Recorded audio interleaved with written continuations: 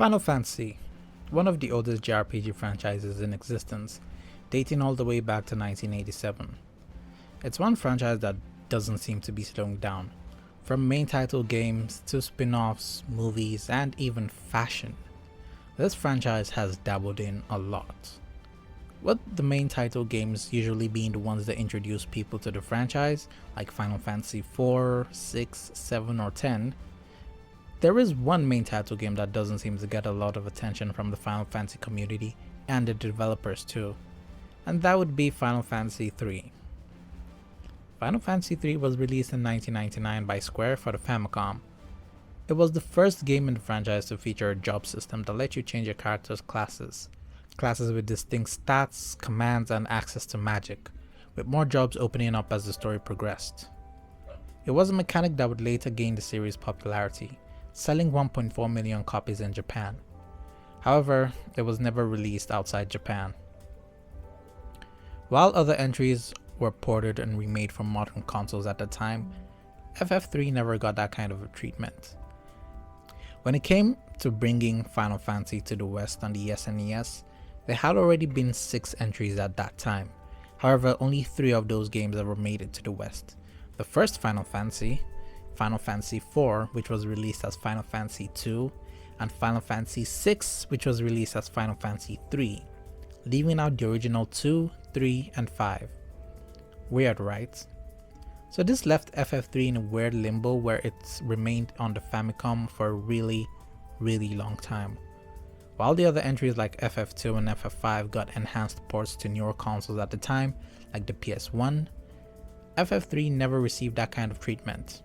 Though a remake was planned for the Wonder's Color, but unfortunately that console went out of commission before the game was fully developed. Then the Game Boy Advance rolled in, with Final Fantasy 1, 2, 4, 5, and 6 being ported to it, but 3 was still nowhere to be found. But that would change in 2006, when a remake for the Nintendo DS would be released, which would then be later ported to other platforms like the Android and iOS, the PSP, and PC. Finally, people around the world would be able to experience FF3 for the first time in 16 years. The remake brought a lot of changes to the game in order to keep it up to date with the standard of that time. For starters, the game would be in 3D, and the plot would be refined, with the playable characters having more defined personalities as opposed to the original that left you with 4 identical characters. The combat though would pretty much remain the same, going for a turn-based approach instead of the ATB system which the earlier games were popular for. These days, the remakes are the definitive way to play the game. However, even with the remake, the game still falls under people's radars, simply because there's just not a lot that makes it stand out compared to the other games in the franchise. Even spin-offs get more love from the fans than 3 does, which kinda sucks because FF3 is a pretty solid JRPG and a defining moment for the Final Fantasy franchise that set a lot of staples for future games. Like, it was the first Final Fantasy that introduced Moogles, which then went on to become the franchise's mascot, stealing the short-lived spotlight from everyone's favorite overgrown chicken, the Chocobo. So what's the main story behind Final Fantasy 3? It's a fairly simple one, with the elemental crystals once again taking the center stage after Final Fantasy 1. It starts off with one of the party members, Luneth, stumbling into a cave where, after some exploration and an introductory boss fight, he comes across a giant crystal, the Wind Crystal, which then informs him of an impending darkness about to engulf the world that only he and others chosen by the light will be able to stop. He's then whisked out of the dungeon and heads back to his hometown. There we meet our second party member, Ark, through which we find out that the town to the south has been cursed by a djinn, turning them into rubber band people. There we also meet Sid, who tells us about his airship in the desert, and when we do make it to the desert, we meet Rifia, our third party member, who tells us the item we need to lift the curse is in a castle to the west. And after a short trek, we reach Castle Sassoon, where we meet our final party member, Ingus.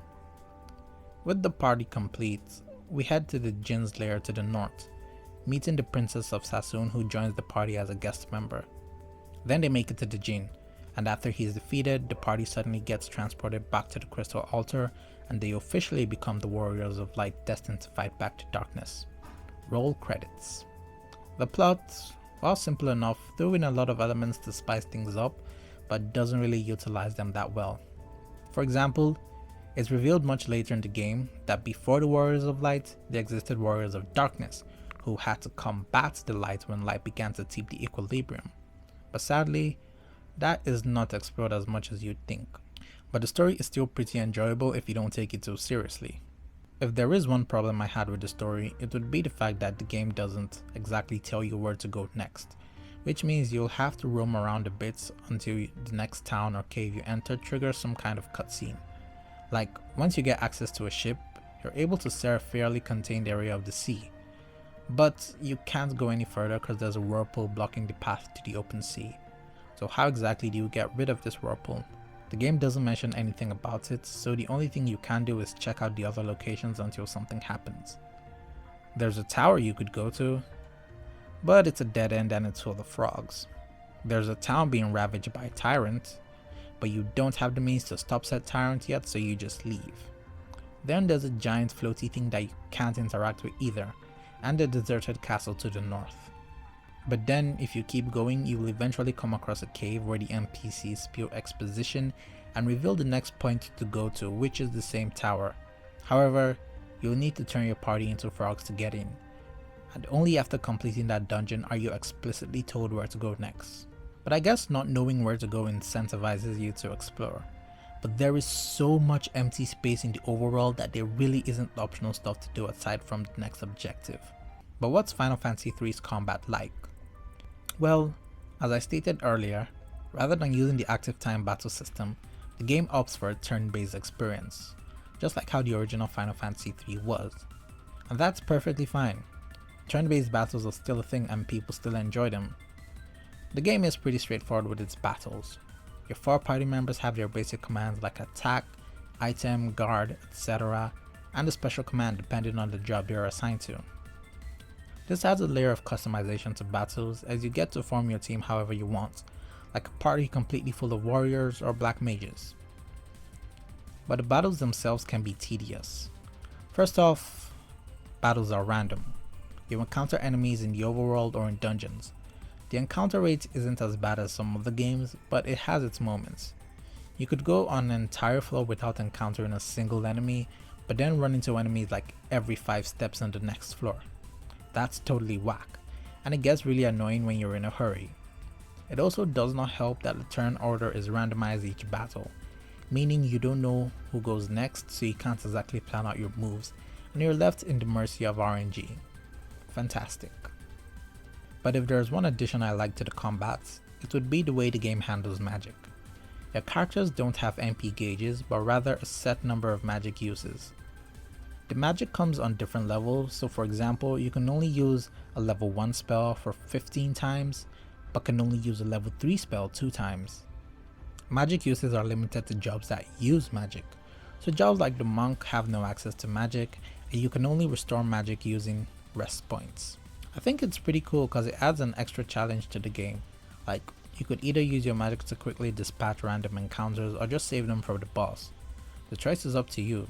Or you could use elemental staves, which let you cast a particular spell without using up magic charges. A minor pet peeve I had about staves was that in order to use them in battle, you had to go to the items menu, then press up, then select the staff, and then select the enemy you wanted to use the spell on, which felt like a hassle most times. Magic also had a role outside battle too. In some parts of the game, you would need to cast a particular spell on your party in order to get access to a new location, be it a town or a dungeon, like casting Mini on the party, which used up a level 2 magic point by the way, to let them squeeze through tiny spaces and even let them enter a town full of tiny people. Keep in mind that the effects also stay in battle too, as members with the Mini status couldn't deal any real physical damage, which meant magic was the only way to go, especially in one of the dungeons where you had to be tiny throughout.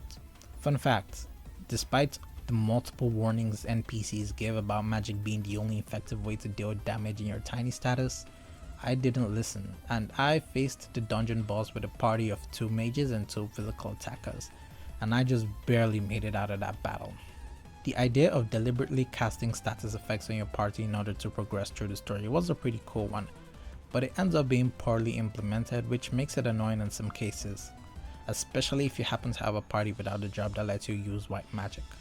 The game's job system is also pretty cool. Each job offers different stats, abilities, access to magic, and the type of equipment they can use.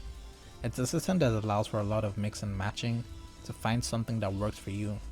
Keep in mind that when you change a character's job, they go through an adjustment phase, where they'll need to go through a set number of battles before they can fully perform at their new jobs, so you can't just change jobs all willy-nilly.